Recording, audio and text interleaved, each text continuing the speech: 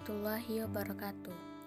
Perkenalkan, kami dari kelompok 10 dengan anggota Agnes Wiguna dengan BP 1830403001, Dila Mawar Putri dengan BP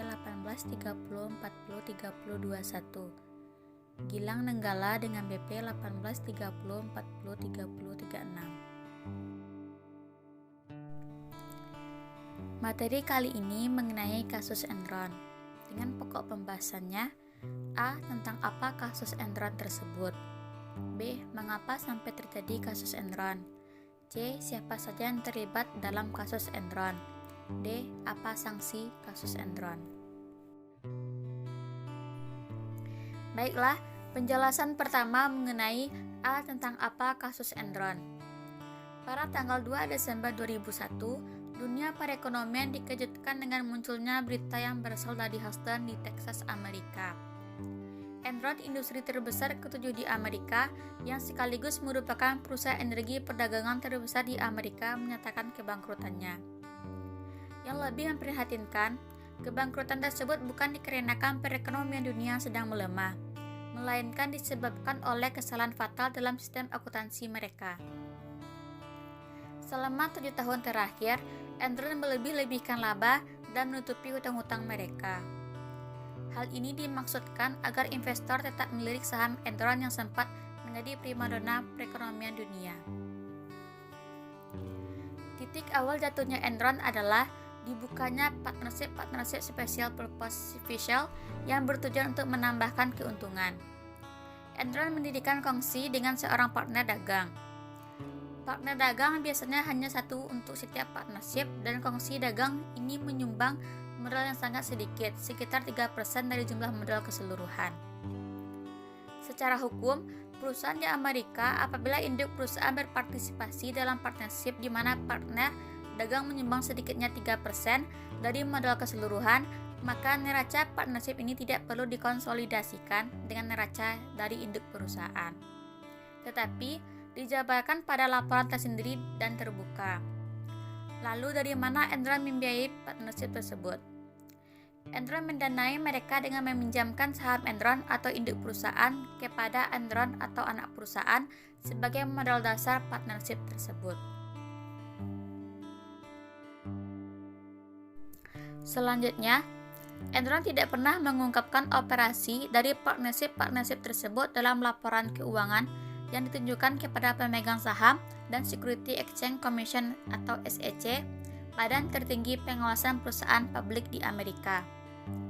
Lebih jauh lagi, Enron bahkan memindahkan utang-utang sebesar $690 juta yang ditimbulkan induk perusahaan ke partnership tersebut. Akibatnya, laporan keuangan dari induk perusahaan terlihat sangat atraktif, menyebabkan harga saham Enron melonjak menjadi $90 pada bulan Februari 2001. Perhitungan menunjukkan bahwa dalam kurun waktu tersebut, Enron telah melebih-lebihkan laba mereka sebanyak $650 juta. Bagian B. Mengapa sampai terjadi kasus Enron? Penyebab kolapsnya Enron Company yang disebut-sebut perusahaan yang menguasai pangsa pasar bahkan mengalami keuntungan dalam beberapa tahun pada saat masa kejayaannya disebabkan oleh adanya pemalsuan data-data akuntansi terhadap laporan keuangan yang dihasilkan. Seharusnya, laba atau keuntungan yang dimiliki oleh Enron dalam laporan keuangan tidak sebesar yang tercantum pada saat itu, bahkan seharusnya mengalami kerugian. Namun, pihak manajer Enron pada saat itu melakukan pemalsuan data-data akuntansi yang menyebabkan beberapa pihak shareholder salah dalam mengambil keputusan berdasarkan data-data akuntansi yang dihasilkan. Hal ini bermula dari terjadinya asimetri informasi antara pihak stakeholder maupun shareholder. Asimetri informasi yang terjadi dapat menyebabkan pihak shareholder selaku pemilik perusahaan tidak percaya atas apa yang dilakukan oleh stakeholder selaku penggerak perusahaan. Ketidakpercayaan yang terjadi dapat berupa ketidakpercayaan dalam laporan keuangan, bonus-bonus yang dikeluarkan, fasilitas yang dikeluarkan perusahaan, dan lain sebagainya. Untuk mengatasi hal tersebut, maka perlu adanya biaya-biaya yang dikeluarkan untuk meminimalisir asimetri informasi tersebut, baik itu berupa biaya untuk mengaudit laporan keuangan, biaya pengawasan, dan lain sebagainya. Adapun kronologis yang didasarkan pada fakta, data, dan informasi dari berbagai sumber yang berkaitan dengan hancurnya Enron dapat dijelaskan sebagai berikut. 1.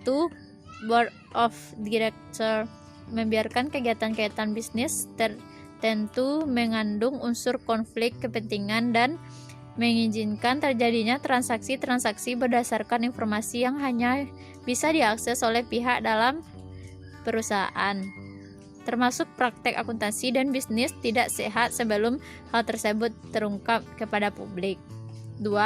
Enron merupakan salah satu perusahaan besar pertama yang melakukan outsourcing secara total atas fungsi internal audit perusahaan.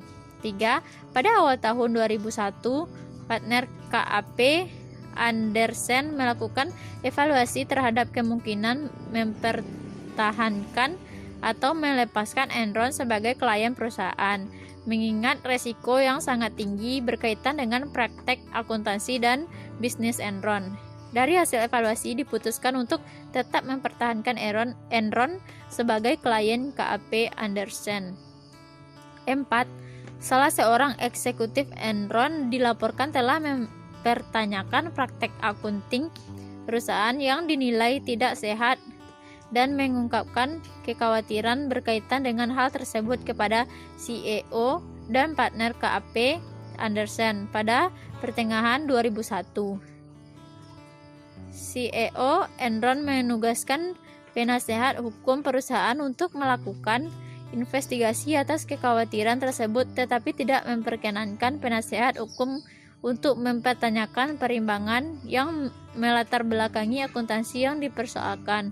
Hasil investigasi oleh penasehat hukum tersebut menyimpulkan bahwa tidak ada hal-hal yang serius yang perlu diperhatikan.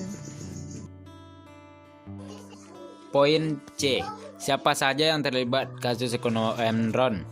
1. Auditor independen Andersen yang dahulu dikenal sebagai Arthur Andersen sebagai pihak konsultan pembukaan Enron. Arthur Andersen merupakan kantor akuntan publik The Big Six yang melakukan audit terhadap laporan keuangan Enron Corp. Tidak hanya melakukan manipulasi laporan keuangan Enron, KAP Andersen telah melakukan tindakan yang tidak etis dengan menghancurkan dokumen-dokumen penting yang berkaitan dengan kasus Enron.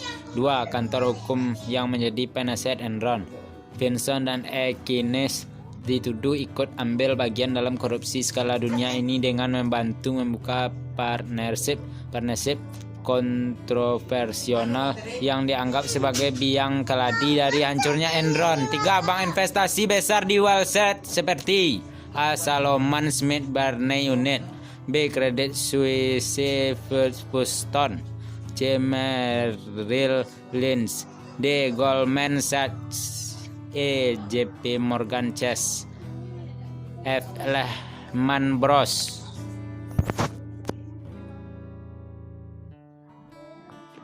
Poin D. Ada apa sanksi? Dalam proses hukum kasus kebangkrutan Enron, Kenneth Lay dan Jeffrey Sekuling, mantan CEO Enron, dinyatakan bersalah karena menipu para investor dengan menggunakan transaksi di luar pembukuan untuk menyembunyikan neraca utang dan menaikkan pendapatan. Oleh karena itu, Jeffrey dijatuhi hukuman penjara 24 tahun 4 bulan. Ia dituduh menjadi otak penipuan keuangan yang menghancurkan perusahaan dan dinyatakan bersalah dalam 19 dari 28 dakwaan yang dihadapinya. Sekeliling juga diperintahkan untuk membayar uang ganti rugi sebesar 45 juta kepada para investor Enron yang kehilangan miliar dolar AS ketika perusahaan itu bubar. Ribuan karyawan kehilangan pekerjaan, dana pensiun, sekitar 21.000 karyawan. Sementara itu, Kenneth Lay diputuskan bersalah dalam 6 dakwaan konspirasi dan menghadapi ancaman penjara 45 tahun. Namun sebelum menjalani hukuman penjara, Kenneth Lay meninggal dunia di Aspen, Colorado, Amerika Serikat karena serangan jantung pada tanggal 15 Juli 2006. Baiklah, hanya itu yang dapat kami sampaikan pada materi kali ini. Semoga materi ini bermanfaat bagi kita semua. Assalamualaikum warahmatullahi wabarakatuh.